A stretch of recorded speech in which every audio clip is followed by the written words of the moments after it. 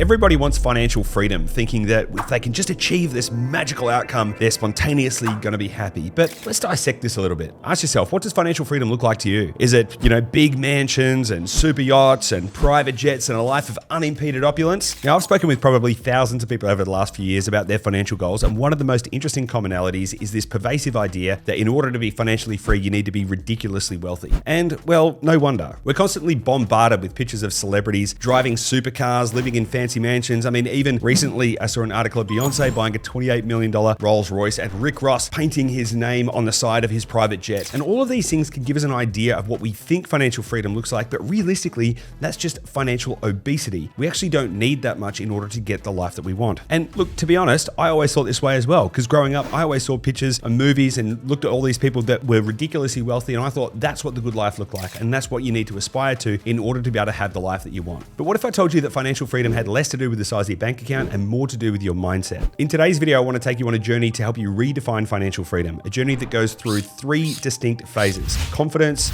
security, and independence. And I'm going to explain to you how you unlock different levels of freedom at each stage so you can start living the life that you want today. Sound good? Great. Let's dive in. Stage 1 is financial confidence. And when it comes to finance, confidence is the keystone that unlocks everything else. With it, you can unlock freedom without having millions of dollars of assets. Without it, it kind of doesn't matter how much money you have, you can always be living in a state of lack and fear. In fact, I've seen many people who are ridiculously wealthy who are still living in a state of scarcity and lack because they are still fearful and don't have the confidence around their capabilities to be able to retain that cash, which means they aren't living a life of joy, freedom, and abundance. And so this stage, financial confidence, is the first stage, but it's also probably the most important, because if you progress and if you become more successful and more wealthy and you haven't established a baseline of confidence in who you are and your capabilities, then you are going to be scared throughout the rest of your journey. And I don't want that for you. So let's dig into what this really means. Financial confidence effectively comes from knowing that no matter what life throws at you, you're going to be okay. You've developed the relevant skills to be able to survive in any environment. You've developed resilience. You know that you can always pick yourself back up and you'll never stay knocked down. It's this idea that no matter where you go, what you do, or what happens to you, you are the master of your own ship and the champion of your own destiny. You don't need anyone else, and you can survive and thrive in any environment. Now, this is a super powerful place to be. And what I love about this stage is that it's available to anyone. The barrier to entry is exceptionally low. It's really just your ability to learn, read, and grow as an individual can help you develop this capability to be able to survive and thrive in any environment, which means you never need to worry about going to zero. Now, this stage is predicated on more than just positive vibes and all of that kind of stuff. It really comes down to not only, as I mentioned, resilience, which we'll get to in a second, but clearly transferable, valuable skills which you can develop. Now, there's no limit on these skills. And in fact, many people have got extremely transferable skills already, such as communication skills, sales skills that you'll never be out of a job if you've got good sales skills, leadership skills, problem solving skills. And if you've got a ridiculously good work ethic, you also know that you're probably never going to be without work. And a couple of other key attributes that are really valuable at this stage is resilience and adaptability. As Charles Darwin said, it's not the fittest or the strongest or the most intelligent of the species that survives, it's the most adaptable to change. And this really applies in this circumstance here. Now, you will have noticed that everything I'm talking about does revolve around this idea that you're probably still going to need to work. And that is okay, because what I'm talking about here is freedom, not necessarily freedom from work, but freedom to choose. If you know that you're going to be okay no matter what circumstances you find yourself in, you then create the ability to have choice rather than living in fear of like, oh, I better stay living here, and what if I lose my job, or what happens if this happens? You can actually know, well, I'm okay. I'm going to be good no matter what happens. So is this a situation that I want to be in? Could I choose to be in a different situation? Unlocking this level of confidence to know that you're going to be okay and you can be the master of your own destiny and make the choices that you want, not be beholden to some kind of idea of what you should be doing cast upon you by other people.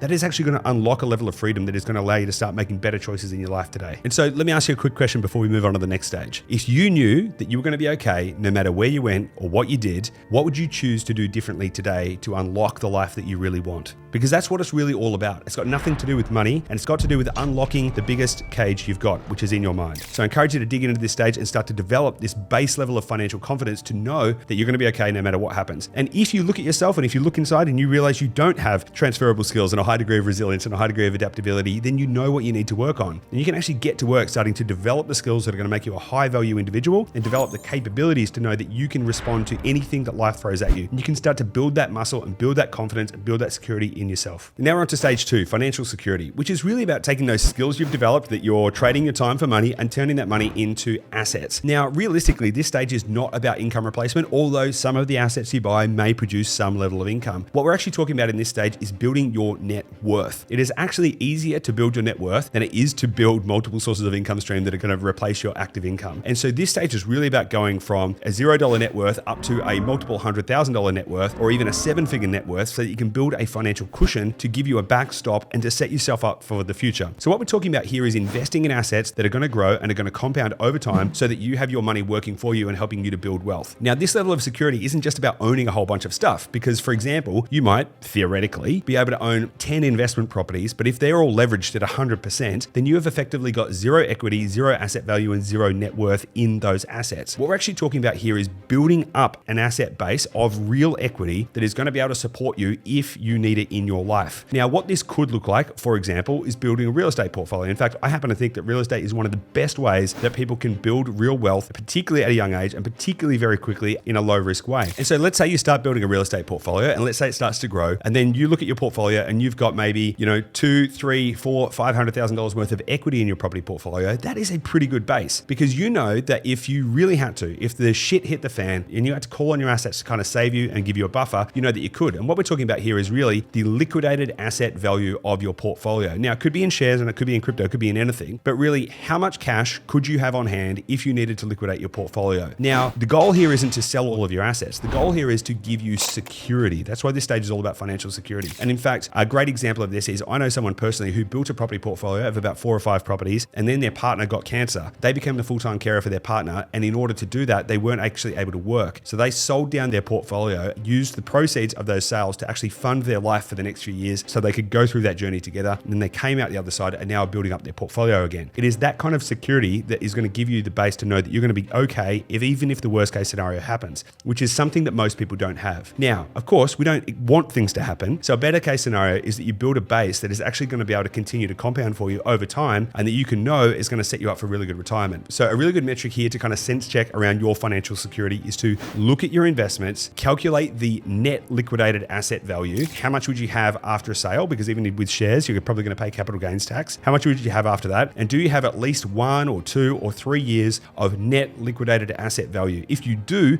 then you're probably in stage 2, because you've probably got a baseline level of security. Now, of course, there's no real limit on this, but this is really about making sure that you have secured yourself against any external shocks and are setting yourself up for the future. Now, something really magical happens at this stage, and I've seen this happen with lots of people. Typically, I've seen it when they invest in real estate and get to about 4 or 5 properties in their portfolio. They suddenly realize they've built enough of an asset base that they've set themselves up for life effectively. And it's at that point that I see a massive transformational change in how people view their capability and their freedom. For example, I've seen people that get to this base of financial security, stage 2, and then make different choices about their life, because they no longer need to pursue a career that they don't like, because they know they've set themselves up for the future. So maybe they can go and pursue their passions. So in this stage, it's really about unlocking the capability to start to have deeper levels of choice about what you want to do with your future, because you're less focused on survival and more focused on optionality. This is really, really interesting. You are still going to need to work in this stage, because of course your assets probably aren't producing enough income to be able to replace your active income. So you're probably going to still need to work, but you will create the freedom to be able to choose what type of work you want to do in line with the passions and the values that you have, rather than just, the idea that you might need to climb a corporate ladder or work really hard and save really hard to try and get yourself out of the quicksand, because you've effectively built yourself a base. We like to call this hitting save as well. It's like you've effectively hit save in your life and you're in a place where you can go, bang, now what am I going to do? This is the platform on which I'm going to live the rest of my life. It's an extremely powerful place to be, and it is a lot easier to get to than full financial independence, which is what we're going to talk about next. Stage 3 is financial independence. Now, financial independence is effectively when your assets produce enough income that you no longer need to actively go to work. Now, there is no such thing as purely 100% passive income. All assets are going to require some degree of interaction. So really it's about how do we get as much leverage on that as possible. But the idea here is that your assets, the things you've invested in, are producing the income, not you showing up and going to work, which is a pretty cool place to be. But also this stage is extremely misunderstood, because when you start thinking about financial independence and having all of this free cash flow, people start having these big ideas of booking Elton John for their birthday party and flying to spend time with Richard Branson in Necker Island. But in reality, it doesn't need to be like that. And in fact, the goal here should be time. How do you buy back your time? How do you get freedom to do the things that you want to do with the people you want to do them when you want to do them? Full independence, full autonomy. autonomy, to become a sovereign individual and do what you want, when you want, with who you want.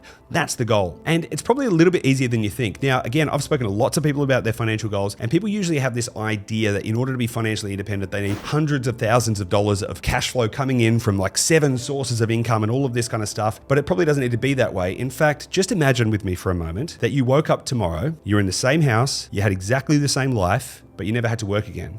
How would your life be different? What would you do with your time? Because that would be a game changer. You know, maybe you could spend your time reading the books that you wanted to read, or maybe you could spend the time taking the kids to school. Now, this isn't a transformation. You're not suddenly in a luxurious mansion and driving Ferraris. You've just got all of your time back. Just think about that for a moment. What would that mean to you? What would you be able to finally do that you've never been able to do? How would that improve your life? This is financial independence. This is the stage. Now, don't get me wrong, aiming high and having degrees of excess and luxury, fantastic. I'm not trying to tell you to lower your ambitions. However, what I am trying to tell you is the entry point is probably lower than you think. And in fact, I created a little formula to help you work out what you need in order to get to this stage and to help you understand what you need to do to achieve financial independence. This formula is designed to give you an estimate of how much money you're going to need by a specific time in order to unlock the freedom to live your life as it is today. So we're not talking about scaling up your living expenses. We're saying, what is your current standard of living? How do we unlock that so you never have to work again? So I call this formula the minimum viable freedom formula. And the formula is this. It is current living expenses minus direct work-related expenses times average annual inflation to the power of years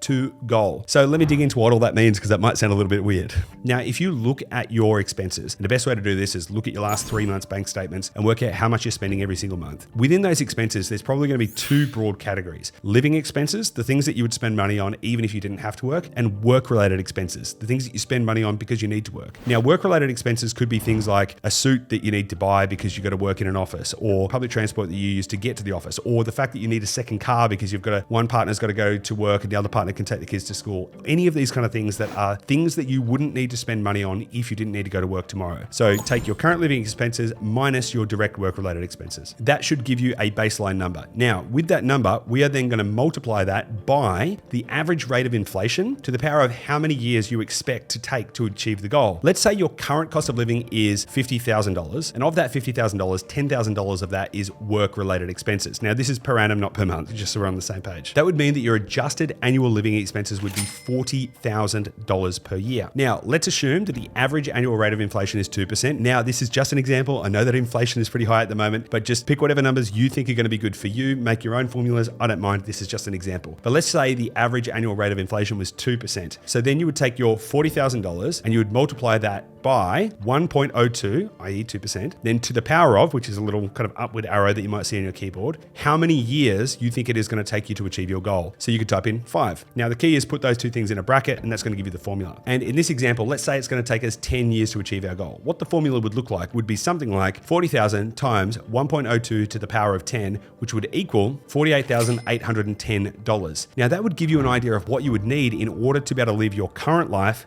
in 10 years time based on an average rate of inflation. Now this is really useful because it gives you a clear income target to aim for in order to be able to achieve financial independence. And you might find that it's not $100,000 or $200,000 or $300,000 or whatever it is you might have just made up in your mind that you're going to need to achieve in order to unlock freedom. And the goal here is to get to freedom as fast as possible. Because think about all of the other things you can do when you've got the time back. You can actually use that time to go and create more income, more assets, more investments, and get further ahead faster. It really unlocks everything. And it's a great place to be. And I encourage everyone to try and get there because it's going to give you the ultimate freedom, the ultimate optionality. You want to travel around the world for a year? Go for it. You want to choose to start your own business? Happy days, because you don't need to rely on the income coming from that business. It's an exceptionally fun place to be. Now, the thing about financial independence and using the minimum viable freedom formula is there's 2 sides to it. There's income and expenses. So if you want to fast track your way to financial independence, you can actually start to play with either side of that equation. So for example, let's say that your current living expenses are $200,000 a year. Well, that's going to be a lot harder to get to than if they were, say, $50,000 a year. So what could you do to change the expense side of the equation? Now, I'm not a fan of telling people to go and live like a monk and eat beans and never turn on the power and all of that kind of stuff. I don't believe that. I believe that you've got to live a great life today. But you could think about things like, where are you living? Do you need to live there? What types of things are you spending money on that aren't actually essential to give you the happiness that you want in your life? One of the ways that I like to think think about it, is geographic arbitrage. That doesn't mean that you need to go and move to Southeast Asia, but you may be living in a city right now and ask yourself, do you need to live in that city? Could you move to a country town? Could you move to a regional area? Could you move somewhere else where the cost of living is lower, the cost of housing is lower? That's a simple way of getting geographic arbitrage to lower the expense side of the equation and make it much easier to get to financial independence. The other side of the equation is income. Now, of course, if you can produce more income and you can invest faster and you can build more assets that are going to give you more money, that is going to accelerate your capability to get to that equilibrium where you've unlocked financial independence. And of course, there's plenty of ways you can do that. You can do that by trying to get further ahead in your work. You can do that by investing more deeply in assets. You can even start a business. So think about how you can play with both sides of that equation to increase your income or decrease your expenses to accelerate your capability to get to financial independence. And so that's it. That's the 3 stages. And each of these stages unlocks a different type and a different level of freedom. It's not like you get to the end state and finally unlock freedom. You can unlock freedom at stage 1, and it's a journey that you get to go on that allows you to bloom